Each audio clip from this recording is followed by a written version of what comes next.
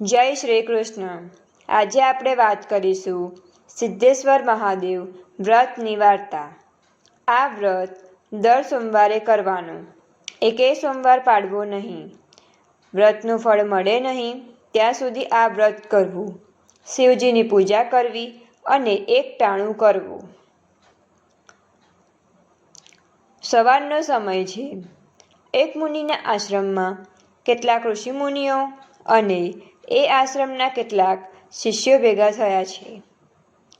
તપસ્વી મુનિઓ ઊંચા આસને બેઠા છે. શિષ્યો આવીને ઋષિમુનિઓને દંડવત પ્રણામ કરીને એમની સામે બેસતા જાય છે. બધા શિષ્યો બેસી ગયા પછી કેટલાક શિષ્યોએ મહામુનિઓને કહ્યું, હે મહાતપસ્વીઓ, આપની આજ્ઞા હોય તો અમારે એક પ્રશ્ન પૂછવો છે. હે શિષ્યગણ, મહામુનિ બોલ્યા, ખુશીથી પૂછો. તમારા પ્રશ્નનું નિરાકરણ કરવું એ અમારી ફરજ છે. હે મુનિવર્ય, અમારો પ્રશ્ન એ છે કે આ મૃત્યુલોકમાં એવું કોઈ વ્રત હોય કે જેથી કરવાથી મોક્ષની પ્રાપ્તિ થાય.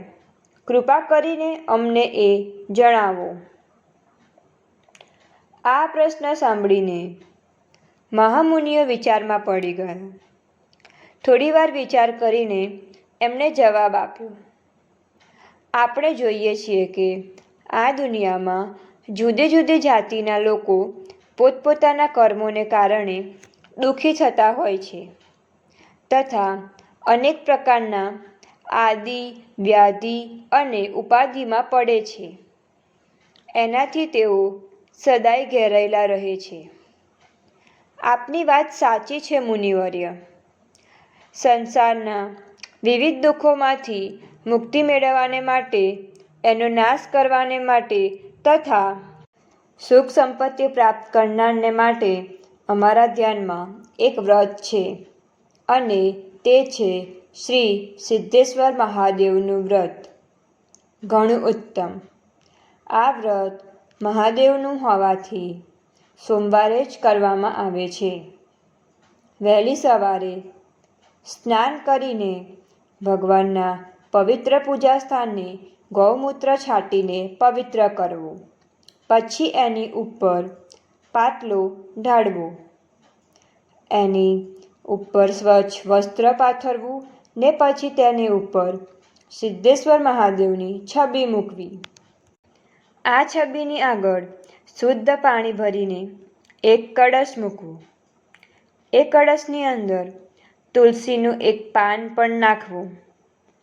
પછી કળશની પાસે ઘીનો દીવો કરવો. આ દીવામાં શુદ્ધ ઘી વાપરવું. પછી ઘીના દીવા આગળ એક રકાબીમાં મગફળીના દાણા અને ગોળને પ્રસાદ તરીકે મૂકવું. આ પ્રસાદના 2 ભાગ પાડવા અને એક ભાગ વાટકામાં લઈ લેવું. આ વાટકો કળશની ઉપર ઢાંકી દેવો.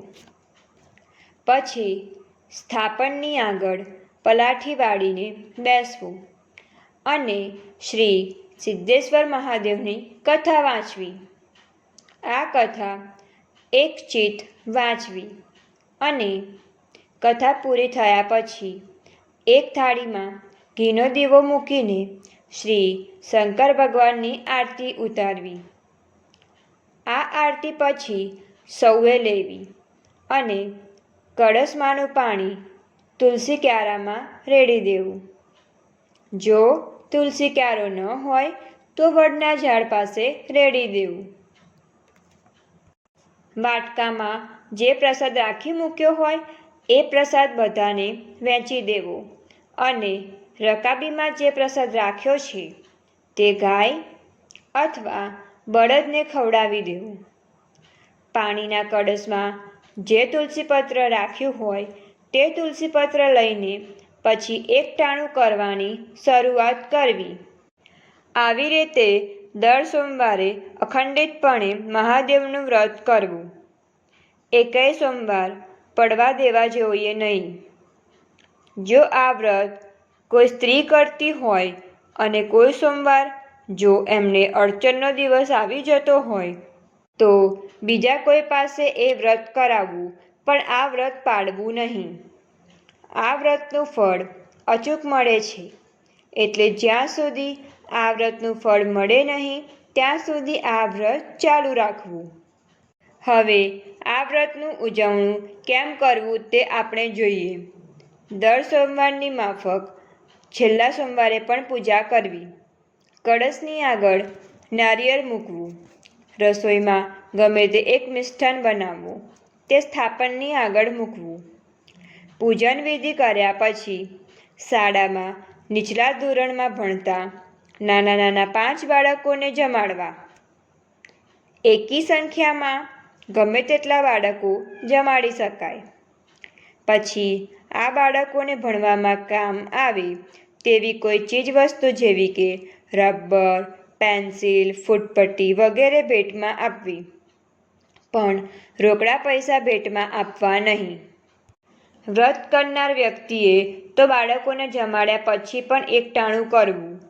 સ્થાપનમાં મૂકેલું પેલું શ્રીફળ ભગવાનના મંદિરે યોગ્ય દક્ષિણા સાથે મૂકી આવવું અને શક્તિ પ્રમાણે એકી સંખ્યામાં સિદ્ધેશ્વર મહાદેવની પવિત્ર પુસ્તિકા ભક્તોમાં લહાણી કરવી.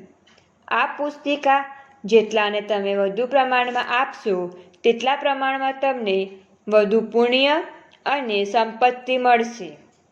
ઉજવણાના દિવસે રાત્રે 12 વાગ્યા સુધી જાગરણ કરવું અને બને તો ભજન કરવું. જો આ વ્રત પૂર્ણ શ્રદ્ધા, પૂર્ણ ભાવના અને પૂર્ણ ધીરજથી કરવામાં આવે તો તેનું ફળ અવશ્ય મળે છે. બોલો ભગવાન સદાશિવની જય.